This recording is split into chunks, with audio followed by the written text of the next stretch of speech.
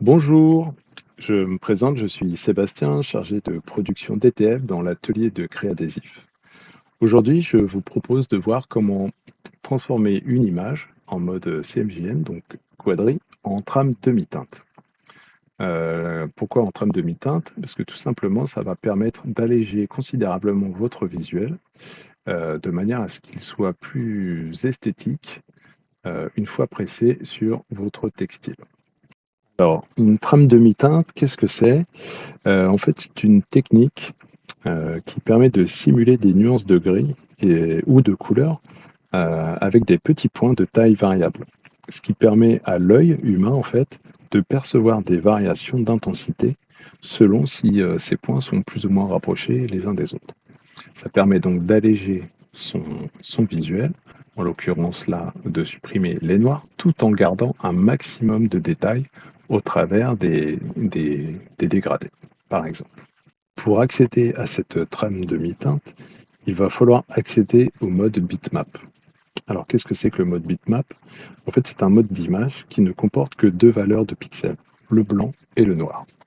Et pour que Photoshop puisse réduire cette image à ces deux valeurs sans perte de qualité, elle doit d'abord être convertie en niveau de gris, ce que nous allons faire tout de suite. Avant toute chose, nous allons dupliquer notre espace de travail. Pour ce faire, nous allons sur le calque, ici que nous sélectionnons, et ensuite dans le petit menu en haut à droite, nous allons dans dupliquer le calque. Ici, dans la destination du document, nous allons faire nouveau et nous allons l'intituler pour l'exemple trame. Une fois fait, nous cliquons sur OK et nous avons un deuxième espace de travail identique au premier. Mais c'est dans celui-ci que nous allons préparer notre trame demi-teinte. Donc nous sommes dans notre espace de travail en mode CMJN et vous pouvez constater que nous n'avons pas accès au mode bitmap. Pour y accéder, il va falloir dans un premier temps passer en niveau de gris. Une fois qu'on est en niveau de gris, le mode bitmap est disponible. Mais avant toute chose, nous allons contraster notre image. Pour ce faire, nous allons passer dans Images, Réglages, Niveau. Une fois la fenêtre ouverte, nous allons prendre le curseur de gauche, l'emmener légèrement sur la droite de manière à avoir des noirs profonds. Et le curseur de gauche, nous allons considérablement le ramener vers la gauche de manière à contraster un maximum notre image. Une fois fait, nous cliquons sur OK. C'est à partir de ce moment-là que nous allons passer en mode bitmap.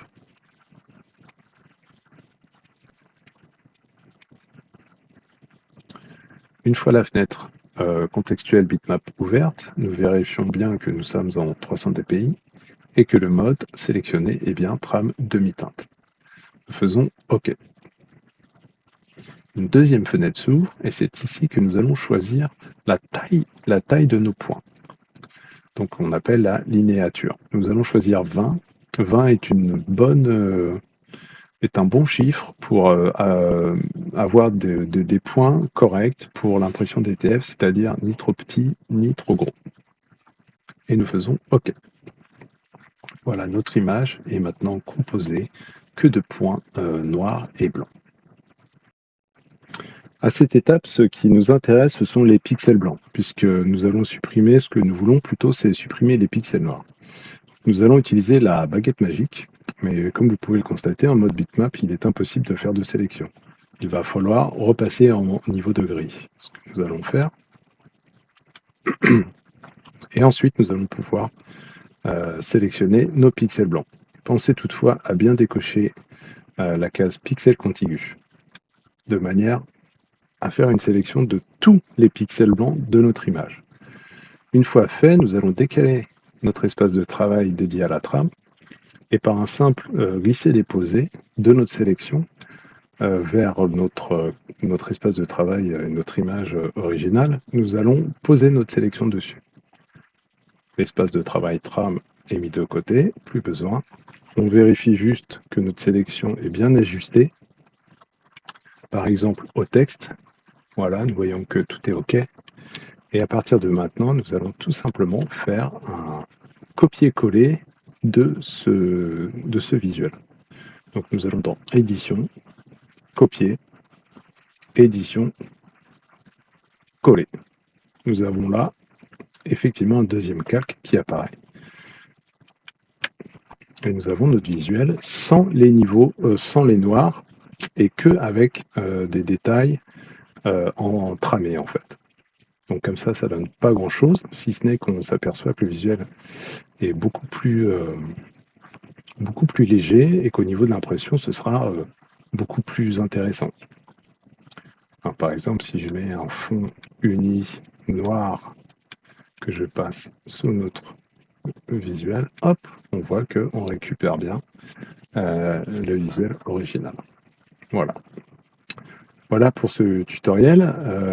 Ensuite, il vous suffit de supprimer tout simplement les calques qui ne nous intéressent pas, de faire enregistrer sous, par exemple, PDF ou PSD, et d'envoyer ça à votre imprimeur. Voilà, j'espère que ce tuto vous aura plu, et je vous dis à bientôt.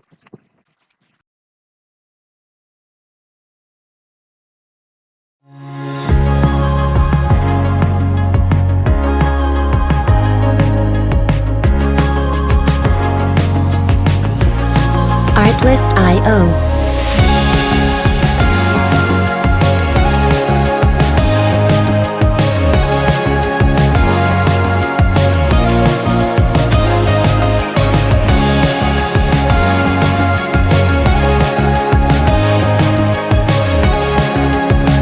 Music licensing reimagined.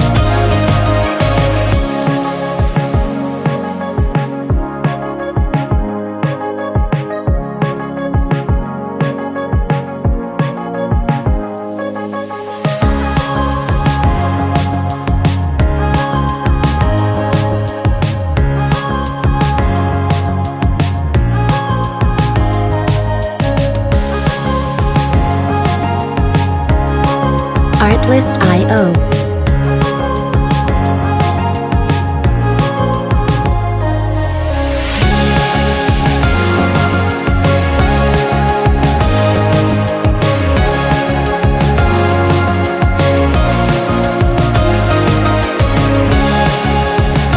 Music licensing reimagined.